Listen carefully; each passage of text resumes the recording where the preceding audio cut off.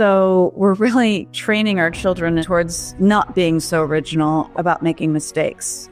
They're praised for coming up with the same answer that they were told already. Whereas in Montessori, the child is shown how to use a material. They might use this math material in such a way that they then find the answer to their problem. If they make mistakes in the process, they then find that they have the wrong answer. They can go back through the process on their own with the privacy on their own and figure out where they erred.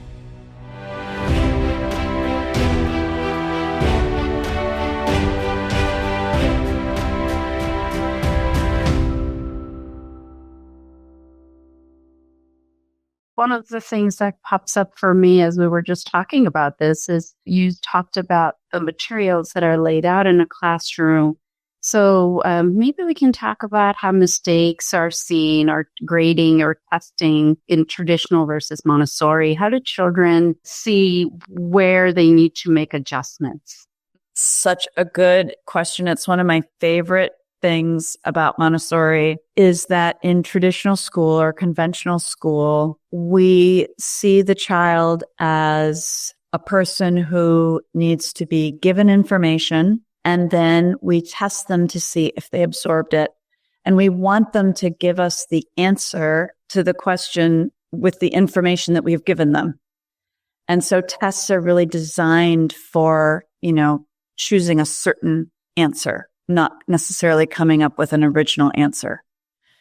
So we're really training our children in an unconscious way towards not being so original or brave about making mistakes. They're praised for coming up with the same answer that they were told already. So it's really a memory retrieval game. Whereas in Montessori, the child is shown how to use a material.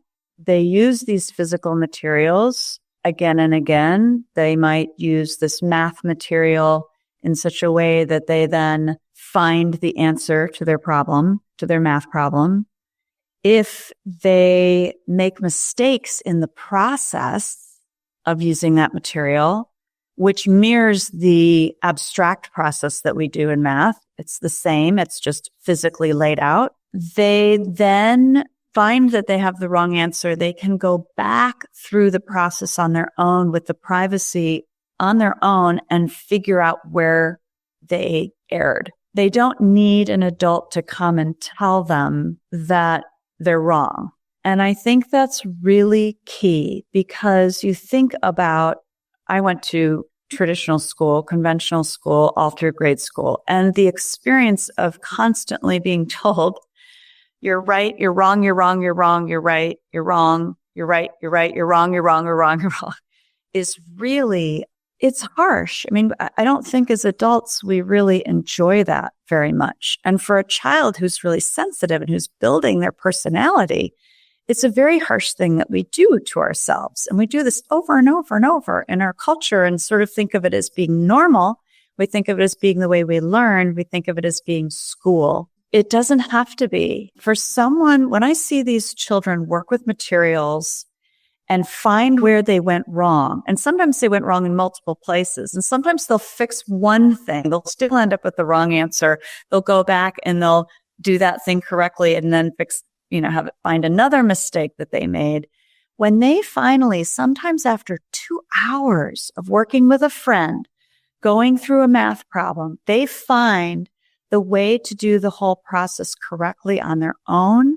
Not only are they much less likely to forget again, they understand processes then to picture it abstractly. When they're doing math abstractly, they can really picture all the parts of a process. But the way they feel about themselves is, I've got this. I know how to fix my mistakes. It's not a big deal. It's not shameful. I don't need somebody else telling me. No one's looking at me and making a big deal out of this. It's just for me.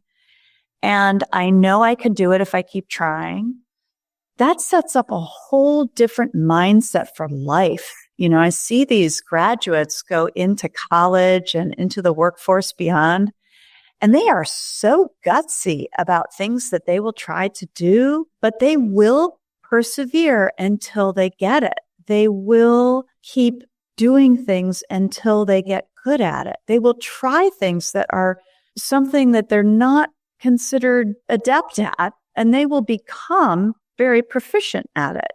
And they take pride in that, and they enjoy the process. They enjoy the process of getting things wrong and keep going until you get it right. We should all be like that. That's so much more. I mean, talk to anybody who's hiring a young person, and they would be thrilled to find somebody who has that persistence and that attitude and doesn't need to be coddled, doesn't need to be praised, doesn't need a lot of attention for what they did or didn't do well. They just will do the job and enjoy it. And it's interesting. I've been reading. So my sister Paula Lillard is writing a new book.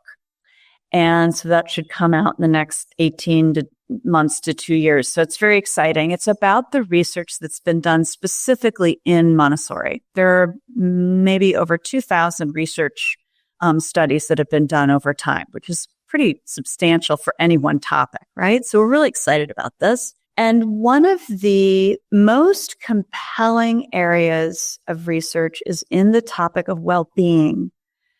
When people are older and they report how they feel about themselves, their confidence, their outlook on life, their well-being scores coming out of Montessori are much higher than in traditional or Waldorf or anything else in these studies. One of the biggest deciding factors, or one of the features that researchers look for, whether a person seeks out challenge. And when a person seeks out challenge, that's considered a very good indicator of well-being. You know, you feel confident, you're not too worried, you enjoy challenge, you believe that you are going to be able to get better at something if you put effort into it. It's a really good indicator for well-being. Well-being is extremely important. It's not just in your performance and in work. It's in your relationships. It's in your physical health, your longevity. There are many places where in our culture, people are starting to recognize that well-being is very key. So this has been really exciting. So I thought of that go-get-it attitude, that appreciation for challenge, that enjoyment of putting in effort and persisting is really apparent to me in Montessori students.